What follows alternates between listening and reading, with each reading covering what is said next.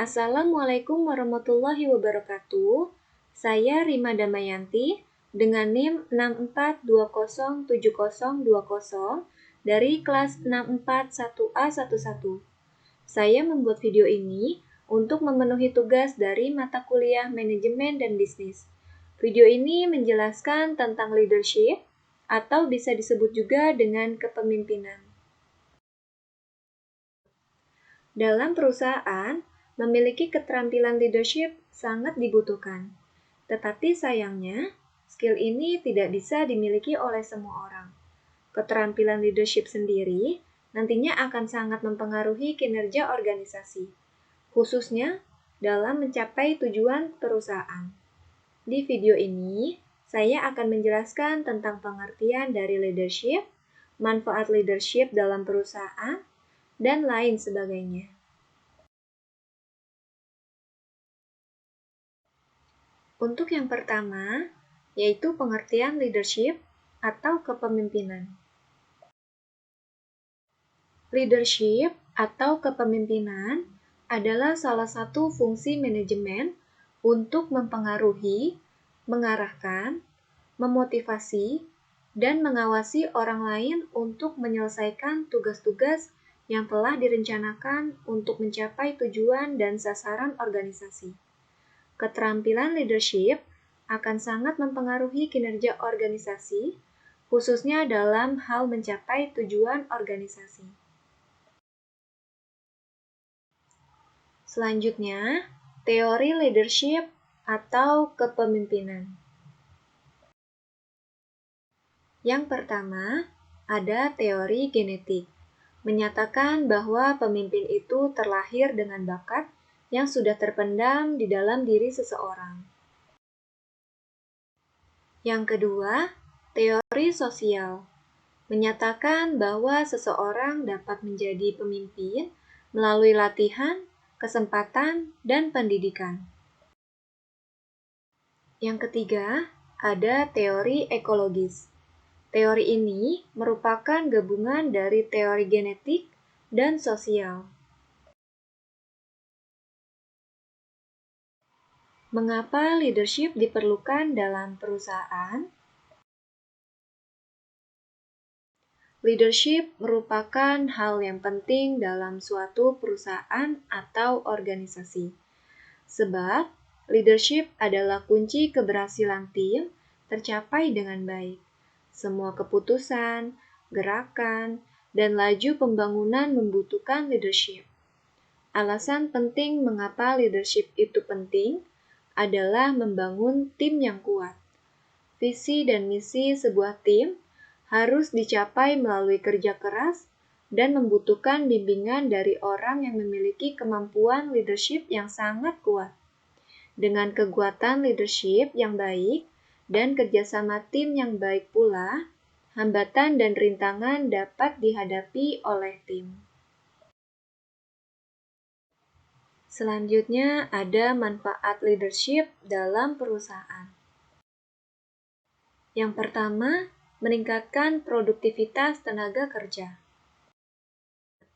Yang kedua, meningkatkan kemampuan anggota tim untuk berhasil bekerja di bawah tekanan. Yang ketiga, meningkatkan kecerdasan emosional.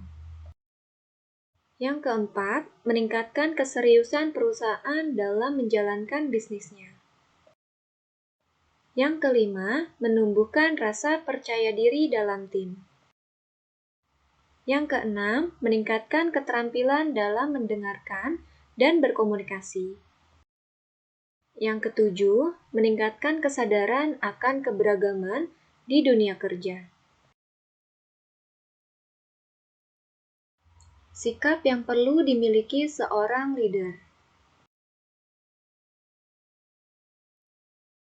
Yang pertama, keterampilan sosial. Seorang pemimpin harus memiliki rasa peka terhadap situasi sosial dan dapat bertindak sesuai situasi yang sedang dialami.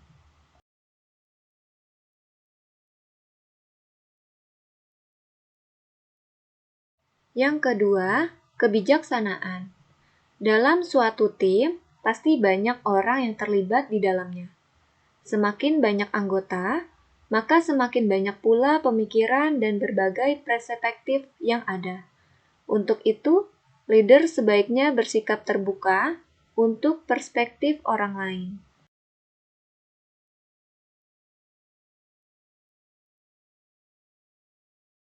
Yang ketiga, keberanian. Tim dalam perusahaan pasti akan menghadapi berbagai masalah dan tantangan.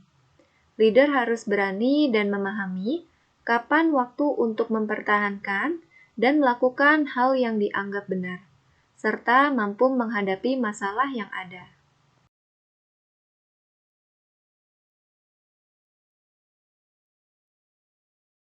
Yang keempat, mampu membuat keputusan. Suatu masalah pasti membutuhkan solusi yang harus diputuskan. Keputusan tersebut harus mempertimbangkan kebaikan bersama, dan seorang pemimpin perlu memiliki sikap yang satu ini.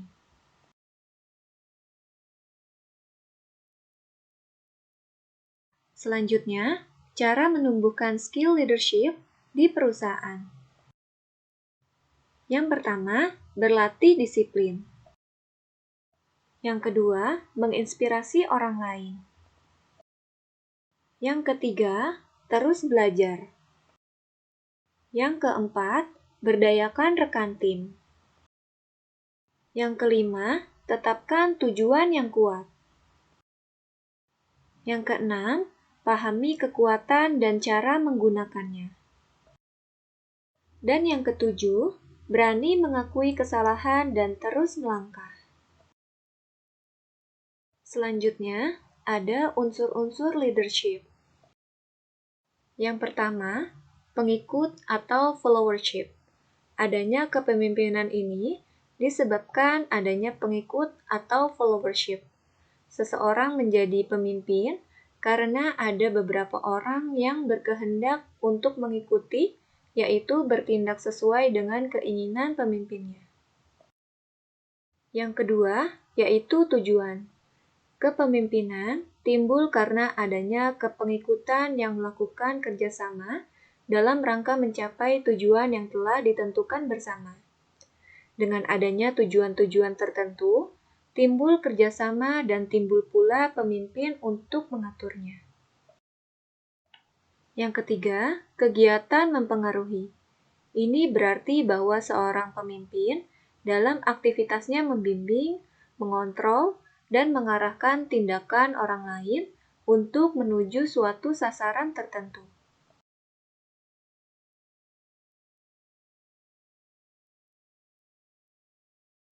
Selanjutnya, ada macam-macam gaya leadership atau kepemimpinan. Yang pertama, yaitu kepemimpinan otokratis. Pemimpin dengan kepemimpinan otokratis merupakan pemimpin yang dominan dalam berbagai tindakan dan juga keputusan yang diambil. Kekuasaan pemimpin sangat mutlak dan hampir tidak ada celah untuk para bawahan memberikan masukan. Yang kedua, kepemimpinan birokrasi. Kepemimpinan birokrasi biasa diterapkan dalam kantor pemerintahan atau perusahaan besar yang sudah memiliki budaya kuat mengakar sejak lama.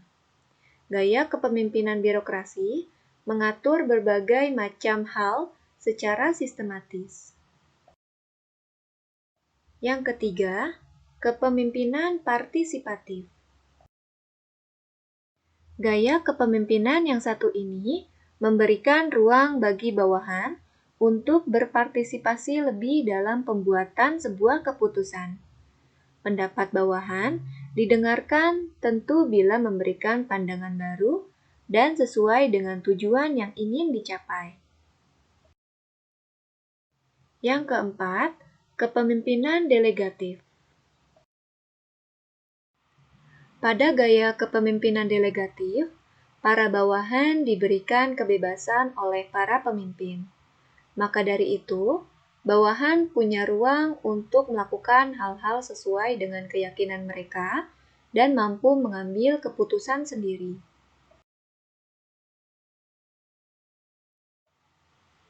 Itulah berbagai macam hal yang bisa saya sampaikan terkait leadership atau kepemimpinan. Pada dasarnya, leadership bukan sekedar bakat. Leadership adalah sebuah seni yang bisa dilatih dan apabila Anda mau mempelajarinya, dari waktu ke waktu Anda akan mampu menguasainya dengan baik. Mungkin itu saja yang bisa saya jelaskan. Kurang lebihnya mohon maaf. Wassalamualaikum warahmatullahi wabarakatuh.